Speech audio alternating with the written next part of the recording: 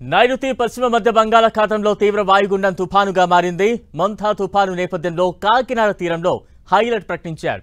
రేపు రాత్రికి కాకినాడ సమీపంలో తీరం దాటే అవకాశం ఉంది.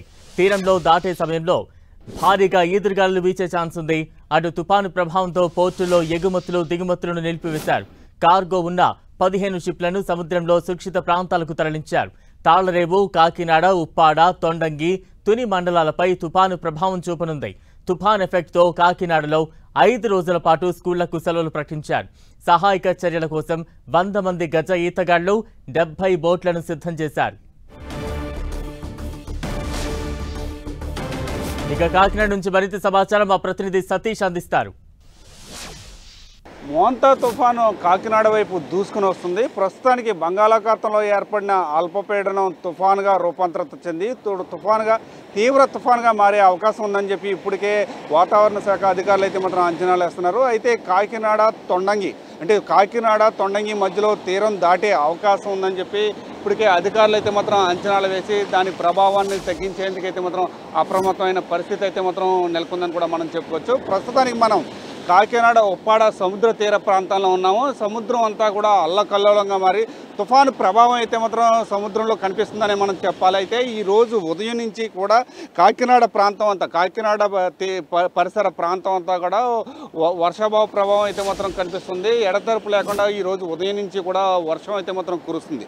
ప్రస్తుతానికైతే మాత్రం ఈ తుఫాను ప్రభావం ఉమ్మడి తూర్పుగోదావరి జిల్లాలో చూసుకుంటే కనుక 2 జిల్లాలపై, ఇటు కాకినాడ జిల్లాతో పాటు అంబేద్కర్ కోనసీమ జిల్లా, ఈ 2 జిల్లాలపై కూడా తీవ్ర ప్రభావం చూపనుందని చెప్పి ఉన్న నేపథ్యంలో జిల్లా కలెక్టర్లు ఇద్దరూ కూడా అప్రమత్తమయ్యి అధికార యంత్రాంగాన్ని అంతని కూడా అప్రమత్తం చేసిన పరిస్థితి అయితే మాత్రం నెలకొందని కూడా మనం చెప్పుకోవచ్చు. ఇటు తుని మండలం దగ్గర నుంచి నెలకొని సెకినేటిపల్లి వరకు సుమారుగా 13 మండలాలపై 140 కిలోమీటర్ల మేర సముద్ర తీర ప్రాంతం అయితే ఉంది.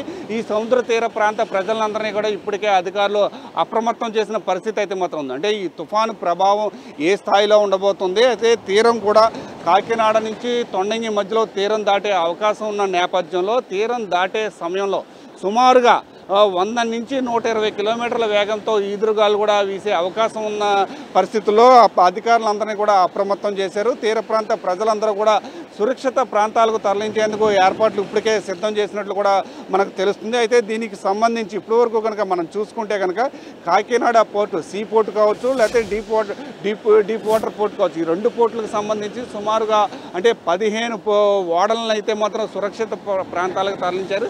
ఇప్పటికే 2వ ప్రమాద హెచ్చరికలు కూడా పోర్టుల్లో జారీ చేసిన నేపథ్యంలో ప్రతి ఒక్కరూ కూడా అప్రమత్తంగా ఉండాలని చెప్పి మత్స్యకారులు ఎవరో కూడా వేటకు వెళ్ళొద్దని ఇప్పటికే సూచనలు కూడా చేయడం జరిగింది. సముద్రంలో వేటకు వెళ్ళిన మత్స్యకారులందరినీ కూడా తీర ప్రాంతాలకు అయితే మాత్రం తీసుకొచ్చిన ప్రయత్నాలు కూడా పూర్తి స్థాయిలో అధికారులు చేశారని కూడా మనం చెప్పుకోవచ్చు. అయితే ఇటు కాకినాడ జిల్లాలో కావచ్చు, లేకపోతే అంబేద్కర్ కోనసీమ జిల్లాలో, ఈ 2 జిల్లాలకు సంబంధించి మండల హెడ్ క్వార్టర్లో ప్రతి చోట కూడా కమాండ్ కంట్రోల్ రూమ్లు కూడా ఏర్పాటు చేసి టోల్ ఫ్రీ నెంబర్లు కూడా ఇవ్వడం జరిగింది. దీనికి సంబంధించి అంటే అధికారులందరికీ కూడా సెలవులన్నీ కూడా రద్దు చేయడం జరిగింది. అదేవిధంగా ఈ 2 జిల్లాలకు సంబంధించి స్కూల్స్ కూడా 27వ తారీఖు నుంచి 31వ తారీఖు వరకు పూర్తిగా 5 రోజుల పాటు సెలవులు కూడా ప్రకటించారు. ఎవరు కూడా బయటికి రావద్దని చెప్పి ఇటు ప్రజలందరూ కూడా ఆదేశాలు కూడా జారీ చేసిన పరిస్థితి అయితే మాత్రం ఈ 2 జిల్లాల్లో కూడా కొనసాగుతుందని కూడా మనం చెప్పుకోవచ్చు. అయితే కాకినాడ సముద్ర తీర ప్రాంతంలో సముద్రం మధ్యలో హోప్ ఐలాండ్ ఉంది.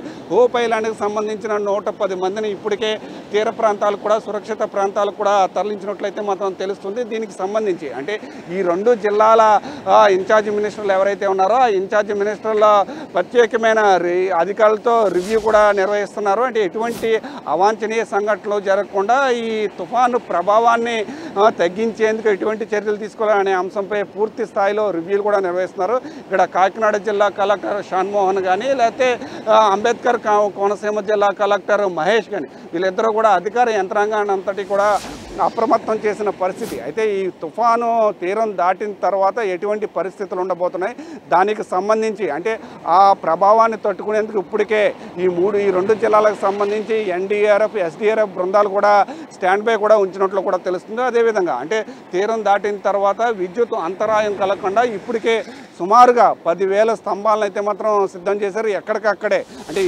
చెట్లను నరికేందుకు కానీ లేకపోతే చెట్లు తొలగించేందుకు కానీ క్రేన్లు సహాయంతో కానీ అంటే ఎటువంటి ఇబ్బందులు లేకుండా ఈ తుఫాను ప్రభావాన్ని అయితే మాత్రం తట్టుకునేందుకు అధికార యంత్రాంగాన్ని అంతటినీ కూడా సిద్ధం చేసినట్లు కూడా తెలుస్తుంది. ప్రస్తుతానికైతే మాత్రం ఈరోజు మధ్యాహ్నానికి తుఫానుగా మారే అవకాశం ఉంది. ఆ తుఫానుగా మారి తీవ్ర తుఫానుగా రేపైతే మాత్రం అంటే తీరం దాటే సమయంలో అయితే మాత్రం తీవ్ర తుఫానుగా తీరం దాటే అవకాశం ఉందని చెప్పి అధికారులు అయితే మాత్రం ఒక అంచనా అయితే వేస్తున్నారు. ఖచ్చితంగా అంటే ఇప్పుడు ప్రస్తుతానికి మనం ఉప్పాడ సముద్ర తీర ప్రాంతంలో ఉన్నాం. ఇక్కడి నుంచి సుమారుగా 30 కిలోమీటర్లు అంటే తొండంగి తీర ప్రాంతం ఈ 30 కిలోమీటర్ల మధ్యలోనే తీరం దాటే అవకాశం ఉంది.